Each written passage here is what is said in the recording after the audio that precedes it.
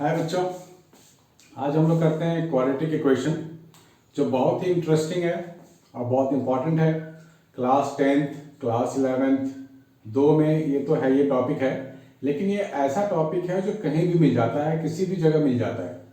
तो सबसे पहले हमें क्वाड्रेटिक इक्वेशन को मास्टरी करनी चाहिए। आप ये पूरा वीडियो देखना, क्वाड्रेटिक इक्वेशन में चैप्टर में आप पूरा चैंपियन बन जाओगे। ठीक है बच्चों, ध्यान से देखना।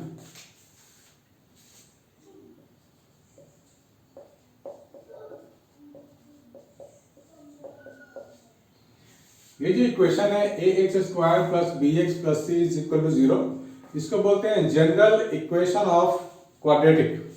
ठीक है, कोई भी क्वाड्रेटिक अगर इक्वेशन है उसका ये जनरल फॉर्म है बिल्कुल, where a b c can be any number, can be any number. For example अगर मैं लिखूं 3x² plus 2x plus 2 is equal to 0, तो यहां पर क्या है, a3 हो गया, b2 हो गया, c2 हो गया। दूसरा एग्जांपल ले लेते हैं x² minus x plus 2 is equal to 0। यहां पे क्या होगा, a1 होगा, b माइनस 1 होगा, c2 होगा। ठीक है, तो बहुत सारे एग्जांपल इसके बनते हैं। तो इस तरह के क्वेश्चंस को सॉल्व कैसे किया जाए, हमें बोला जाएगा find the value of x। तो यहां देख रहे हो पावर, x की जो मैक्सिमम पावर है वो 2 है, यानी कि इस इक्वेशन को सॉल्व करेंगे तो हमारे को जो मैक्सिमम वैल्यू मिलेगा x का वो 2 वैल्यू मिलने वाली है मैक्सिमम। एक तो हो सकता है लेकिन 2 इज द मैक्सिमम। तो इसके जो वैल्यूज होते हैं x की, उसको हम बोलते हैं रूट्स ऑफ द इक्वेशन। ठीक है, तो रूट्स को फाइंड करने का कुछ तरीका होता होगा, है ना। तो उस रूट्स को फाइंड करने के 3 तरीके हैं। एक तो तरीका है फॉर्मूला, वो होता है x is equal to minus B plus minus b² minus 4ac whole divide by 2a। यहां से x की 2 वैल्यूज आने वाली हैं, एक बार प्लस के लिए काम करेंगे, एक बार माइनस के लिए काम करेंगे, और x की 2 वैल्यू आ जाएगी। दूसरा है फैक्टराइजेशन। हम लोग अगर फैक्टराइज कर लें और इसके फैक्टर्स निकाल लें फिर भी सॉल्व कर सकते हैं। मैं सारे मेथड एक एक करके बताऊंगा। 3 है, परफेक्ट स्क्वायर बना के भी कर सकते हैं। इस तरह के 3 मेथड है इसके रूट्स निकालने के। और हमारे को इसमें पढ़ना है नेचर ऑफ रूट्स भी पढ़ना है, how to find nature of root. ठीक है, तो नेचर ऑफ रूट सबसे पहले मैं बताने वाला हूं। जब हम नेचर ऑफ रूट्स की बात करते हैं तो जो ब्रैकेट के अंदर रूट के अंदर है b² माइनस 4ac, सबसे पहले हम इसकी बात करते हैं। यानी कि मेरे पास b² माइनस 4ac अगर इज इक्वल टू 0 है, केस नंबर 1, अगर ये 0 है तो मैं बोलूंगा इक्वल रूट्स, क्योंकि ये पोर्शन तो खत्म हो गया, प्लस माइनस के बाद का जो पोर्शन है वो खत्म। तो मेरे पास क्या बचेगा, माइनस b/2 है, यानी कि एक ही वैल्यू आएगी ना x की, माइनस b/2 है, only one value of x। इसका क्या मतलब हुआ, सिंगल रूट, सिंगल रूट, और you can say equal root. ठीक है, ये कंडीशन हमारे को आ सकता है। दूसरा है if b² minus 4ac greater than 0। अगर ऐसी बात है पूरा का पूरा अगर पॉजिटिव आता है, यानी कि प्लस माइनस दोनों वहां पे रहेंगे, यानी कि मेरे को x की 2 वैल्यू मिलने वाली है। इसको बोलते हैं real and distinct roots, real and distinct, यानी कि 2 अलग अलग रूट मिलने वाले हैं। थर्ड केस है if b² minus 4ac less than 0, मतलब स्क्वायर रूट के अंदर कोई चीज अगर नेगेटिव आ जाए तो हम लोग उसको बोलते हैं इमेजिनरी रूट्स। इमेजिनरी रूट्स, उसको फाइंड करने की जरूरत नहीं है, क्योंकि उसको बोलते हैं अनरियल रूट। जो रियल ही नहीं है उसको क्या फाइंड कर सकते हैं, नहीं कर सकते ना।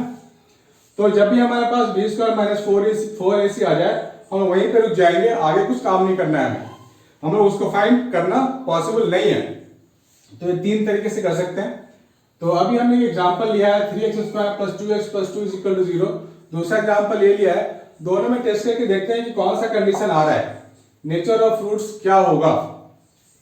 तो वापस यहां आ जाओ, यहां जो वैल्यूज है ए के लिए 3 है, ए के लिए 3 है, बी के लिए 2 है, सी के लिए भी 2 है।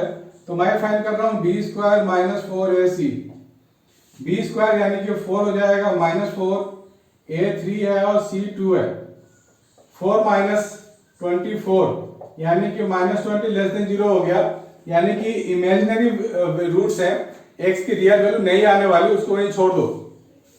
दूसरी बात है यहाँ इसके लिए फाइंड कर लेते हैं, यहाँ पे a की वैल्यू 1 है, b की वैल्यू -1 है, c की वैल्यू 2 है। So we are going to find b square minus 4ac, तो -1 का स्क्वायर -4 इंटू दिस 1 माइनस 8 -7 आ गया। दैट मीन्स ये भी हमारे पास इमेजिनरी रूट है, इसकी वैल्यू हम फाइंड नहीं कर सकते, इसको यहीं छोड़ दो। इसको नोट करो बच्चों, फिर आगे बढ़ते हैं।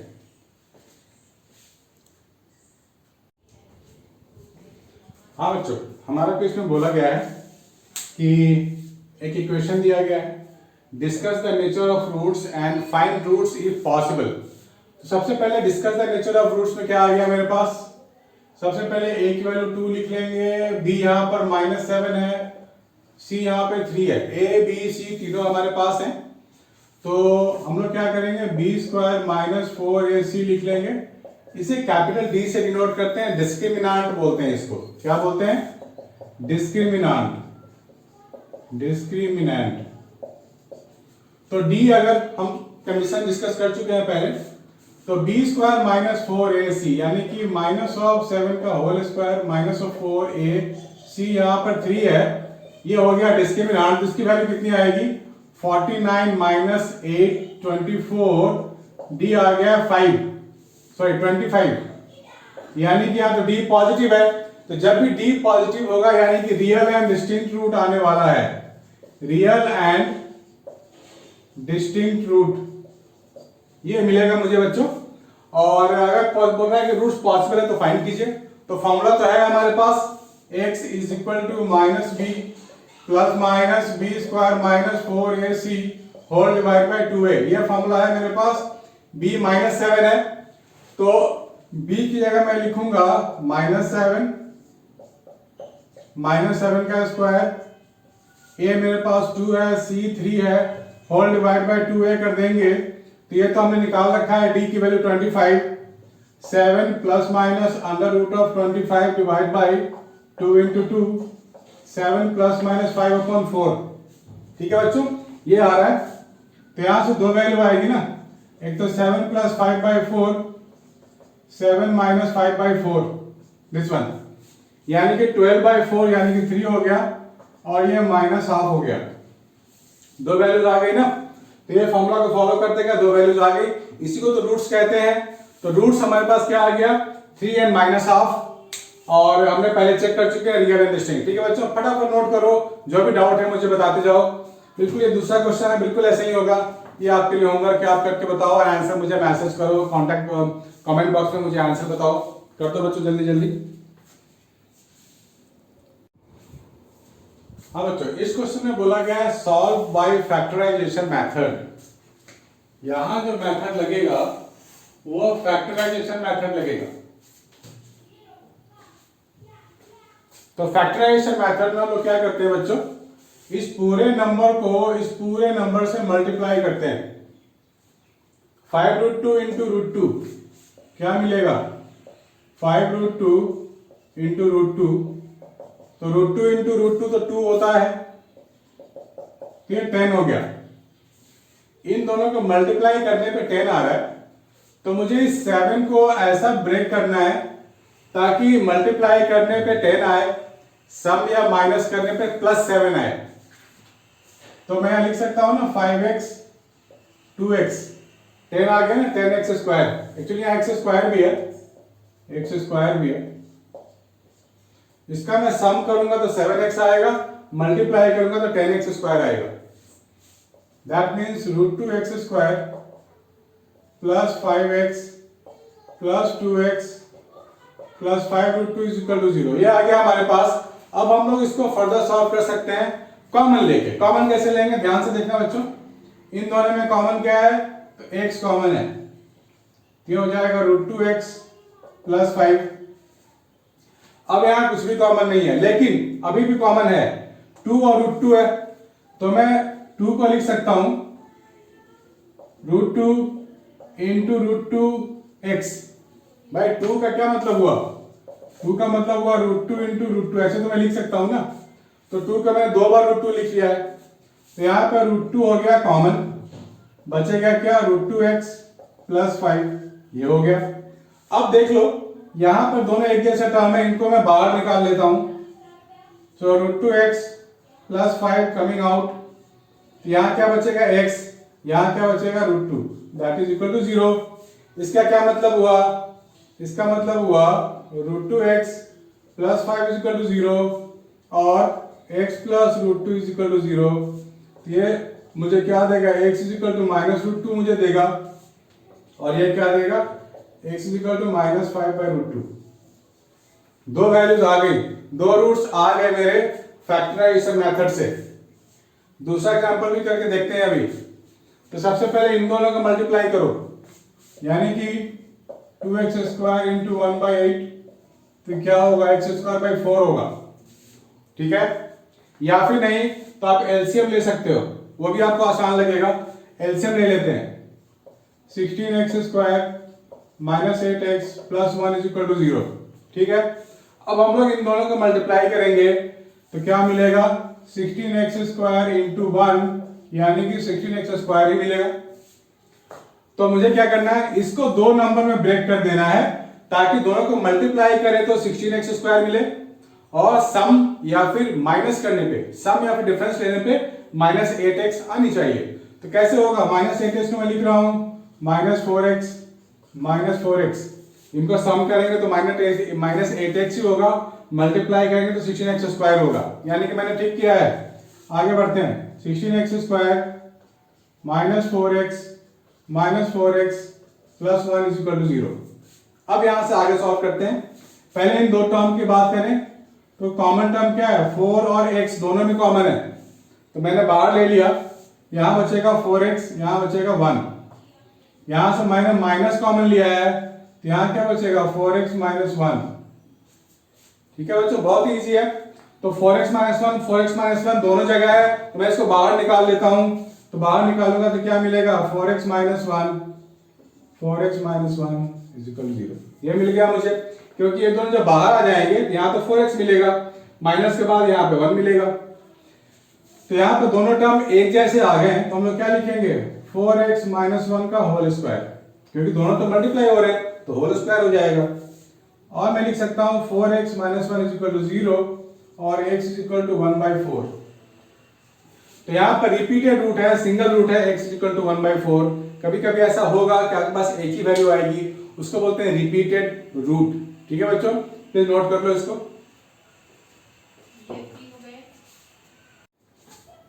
हाँ बच्चों, हमारे को बोला गया है बाय फैक्टराइजेशन मेथड इसको सॉल्व कीजिए, इसे भी और इसे भी।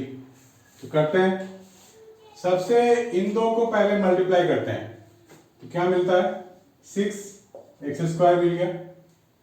अब हमें इन दो नंबर को ब्रेक करना है, दो इस बीच वाले नंबर को ब्रेक करना है दो नंबर्स में, सच दैट उन दोनों का सम या डिफरेंस 5x मिल जाए, या नहीं तो मल्टीप्लाई करने पर 6x² मिल जाए। तो क्या मल्टीप्लाई करेंगे, 2x और 3x, क्योंकि इनका सम 5x होगा और मल्टीप्लाई 6x² होगा।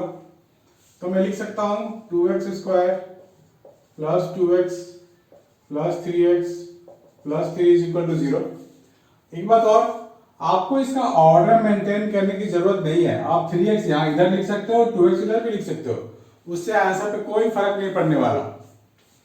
तो यहां से मैंने 2x कॉमन ले लिया, तो मेरे को मिल गया x प्लस 2, यहां से 3 कॉमन ले लिया, सो x प्लस 1 मिलेगा, ये यहां से 3 कॉमन ले लिया तो x प्लस 1 मिला इज इक्वल टू 0।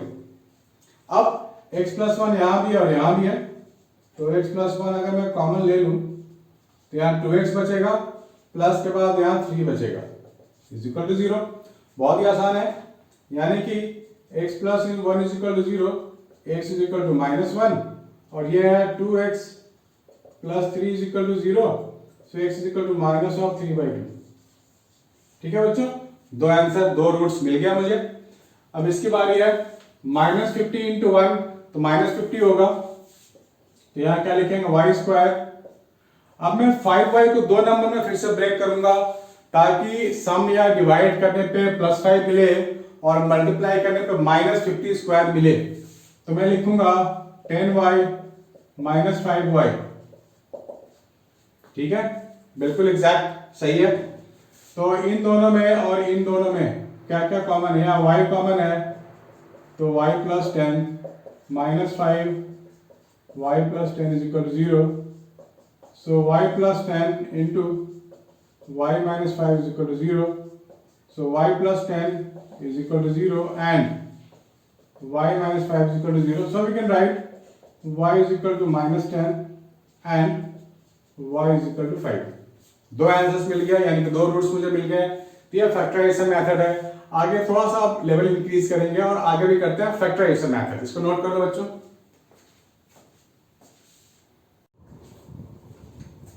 हाय बच्चों, इस बार भी बोला गया है कि फैक्टराइज से सॉल्व करना है, लेकिन इसमें रूट इन्वॉल्व है। तो बच्चे लोग कहते हैं सर आप तो इजी क्वेश्चन करके निकल जाते हैं, रूट वाला आता है हम फंस जाते हैं। मैं कहा कि चलो कुछ एग्जांपल ले लेते हैं जिसमें रूट इन्वॉल्व है। तो आप ध्यान से देखो, हम लोग को इन दोनों को मल्टीप्लाई करना है। किसको करना है? √3 इंटू -2√3 इंटू x²। तो √3 इंटू √3 तो 3 हो गया, 3 - 2 -6x²। ये मिला मुझे इन दोनों को मल्टीप्लाई करके। तो अब मुझे 2√2 को ब्रेक करना है, दो नंबर में ब्रेक करना है 2√2 को, ताकि मेरे पास 6x² मिल जाए। तो आप याद रखना कि जब भी रूट की बात होगी तो रूट तो यहां रहेगा ही रहेगा, ये कहीं नहीं जाने वाला। हमें यहां पे चाहिए -6, तो वो कैसे आएगा? 3 √2 इंटू √2 तो 2 मिल गया ना, मुझे तो 3 से मतलब है, या कह लो -3 से मतलब है। अब माइनस यहां भी हो सकता है, माइनस यहां भी हो सकता है, किसी एक जगह माइनस होगा, ताकि मल्टीप्लाई करूं तो यहां भी प्लस करने पे माइनस मिले। दोनों को ऐड करूंगा फिर तो माइनस के साइन रहे, मल्टीप्लाई करने पे भी माइनस होनी चाहिए। यानी कि मैं यहां माइनस लगाऊंगा और इन दोनों को ऐड कर दूंगा तो मुझे मिल जाएगा वो नंबर। हेलो, हाँ जी मैम।